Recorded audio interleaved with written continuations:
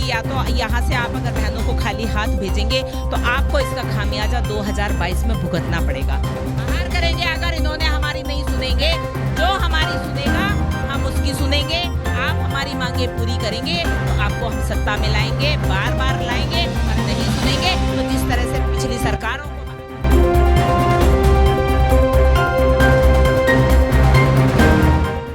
जी। तो सावित्री जी, मैं आपका बैनर देख पा रहा हूँ। आप लोगों ने यहाँ पे आंगनबाड़ी अधिकार यात्रा कुछ निकाली और एक दिवसीय स्वागत सभा है। तो थोड़ा हमें बताएं ये क्या है और आंगनबाड़ी के जो आपके कार्यकर्ता हैं किस लिए क्या मांग कर रहे हैं? देखिए, ये आंगनवाड़ी की अधिकार यात्रा 2 अक्टूबर से शुरू हुई थी हमारे उत्तर प्रदेश के बुलंदशहर जिले से, क्योंकि 2 अक्टूबर 1975 को महिलाओं को देश की मुख्य धारा से जोड़ने के लिए इस हमारी योजना की स्थापना की गई थी। तो 2 अक्टूबर हमारा उस दिन 46 वर्ष पूरे हो चुके हैं। आंगनवाड़ियों का 125 रुपये साल के हिसाब से भी मानदेय नहीं बढ़ाया गया। मैं इस सरकार से ये पूछना चाहती हूँ कि जिस समय आंगनवाड़ियों की नियुक्ति की गई थी उस समय केंद्रीय कर्मचारी को 50 रुपये वेतन मिलता था और एक आंगनवाड़ी को 75 रुपये मानदेय मिलता था। आज एक केंद्रीय कर्मचारी 50,000 वेतन ले रहा है और एक आंगनवाड़ी 5500 रुपये मानदेय पा रही है। तो मैं ये सरकार से, मैं मुख्यमंत्री जी से ये पूछना चाहती हूँ कि क्या यही अंतर परचेजिंग पावर में भी है कि आंगनवाड़ियों को सब कुछ सस्ता मिलेगा और एक केंद्रीय कर्मचारी को सब कुछ महंगा मिलेगा? रूट ग्रास लेवल के जितने भी काम हैं वो आंगनवाड़ियाँ करती हैं। अच्छा, मुझे बताइए थोड़ा क्या क्या काम करती हैं आंगनवाड़ियाँ? देखिए, कोई काम आंगनवाड़ियों से अछूता नहीं है। BLO, जनगणना, ration card, Aadhaar card, smart card, Ayushman card, और यहाँ तक तो शौचालय बने, शौचालयों का निरीक्षण भी बहनों ने किया। जितने भी कुपोषण का भी काम, जितने भी काम आते हैं वो आंगनवाड़ियों पे ही थोप दिए जाते हैं। अभी इन लोग को केवल 5500 मानदेय मिल रहा है। 5500 रुपये मानदेय मिलता है। और देखिए, जब उस समय केंद्रीय कर्मचारी से ज्यादा मिल रहा था जब ये योजना शुरू की गई थी, लेकिन इनका इतना शोषण किया जा रहा है, काम पर काम बढ़ाए जा रहे हैं। अभी सरकार एक हमें और झुंझुना पकड़ाया कि आपको प्री प्राइमरी का दर्जा देंगे। अगर आप प्री प्राइमरी का दर्जा देंगे, काम बढ़ाने से थोड़ी प्री प्राइमरी का दर्जा हो जाता है। आप शिक्षक के समान वेतन दें। 62 साल की रिटायरमेंट कर दिया। 62 साल पे हमारी बहनें रो रो के रिटायर हुई हैं। उनको इतना भी नहीं कि 1000-2000 रुपये तुम्हारी दवाई के लिए, 60 साल के बाद तो उनको और ज़्यादा पैसे की आवश्यकता होती है, बीमारी होती है। उनको ये भी नहीं कि 2-4 हज़ार रुपये पेंशन की व्यवस्था की जाए। देखिए, हमारी मांग यही है कि कम से कम इनके रिटायरमेंट पे 10 लाख रुपये इनको रिटायरमेंट पे दिया जाए और पेंशन की व्यवस्था की जाए।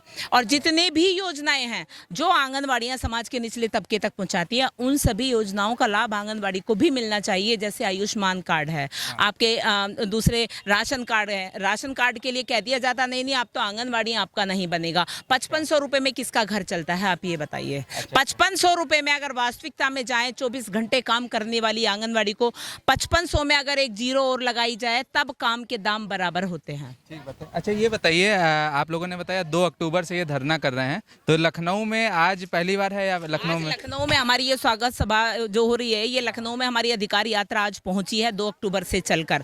तो आज यहाँ पे जो है हमने ये इनको चेतावनी दी है कि या तो यहाँ से आप अगर बहनों को खाली हाथ भेजेंगे तो आपको इसका खामियाजा 2022 में भुगतना पड़ेगा। ठीक है। अच्छा, ये बताइए, यहाँ पे कितने उत्तर प्रदेश के कितने जिलों से लोग आए हुए हैं? हर जिले से, पूरे उत्तर प्रदेश से आए हैं। चाहे 10 ही लोग आए हों, लेकिन हर जिले से हैं। हर जिले का प्रतिनिधित्व यहाँ करने हमारी बहनें पहुँची हैं। और ये बहनें जो हमारी यहाँ पहुँची हैं, अगर 10-10 बहनें भी हैं तो समझिए पूरे जिले की एक बहन 1-1 हज़ार के बराबर है। अच्छा, ये बताइए, आप लोगों ने यहाँ धरना किया, इसके पहले कभी अपने सरकार के सामने ज्ञापन या और भी अन्य जरियों से? बहुत कुछ दे चुके हैं, बहुत कुछ हर जरिए से, सांसदों को, विधायकों, DM को, हर किसी को। अभी हमारा क्या कहना था उनका हर बार ये ठीक है आपकी मांगे होंगी। हर सरकार ने यही जुमलेबाजी की है हमारे साथ। तो देखिए, 2 अक्टूबर को हमारे पूरे उत्तर प्रदेश से ज्ञापन गए हैं। जिलाधिकारी के द्वारा मुख्यमंत्री को ज्ञापन सौंपे गए हैं, एक ही दिन एक ही समय सभी के।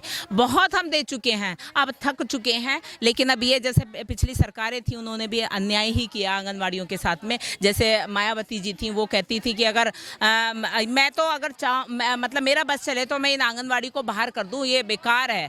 आप क्या ऐसा कहा था, आंगनवाड़ियों को मैं बाहर निकाल दूंगी। लेकिन अगर आप बाहर निकालने की बात करती हैं, आंगनवाड़ियों ने ही आपको बाहर कर दिया। जो भी आंगनवाड़ियों के साथ ऐसा करेगा उसको आंगनवाड़ियां सत्ता से बाहर करेंगी। अच्छा। पिछली सरकारों को भी ऐसे ही किया। अच्छा, तो अब आप कह रहे हैं कि इस सरकार को भी बाहर कर देंगे? बाहर करेंगे अगर इन्होंने हमारी नहीं सुनेंगे। जो हमारी सुनेगा हम उसकी सुनेंगे। आप हमारी मांगे पूरी करेंगे तो आपको हम सत्ता में लाएंगे, बार बार लाएंगे, और नहीं सुनेंगे तो जिस तरह से पिछली सरकारों को बाहर किया है उनको भी बाहर करेंगे। अब चेतावनी दी है कि या तो यहाँ से आप अगर बहनों को खाली हाथ भेजेंगे तो आपको इसका खामियाजा 2022 में भुगतना पड़ेगा।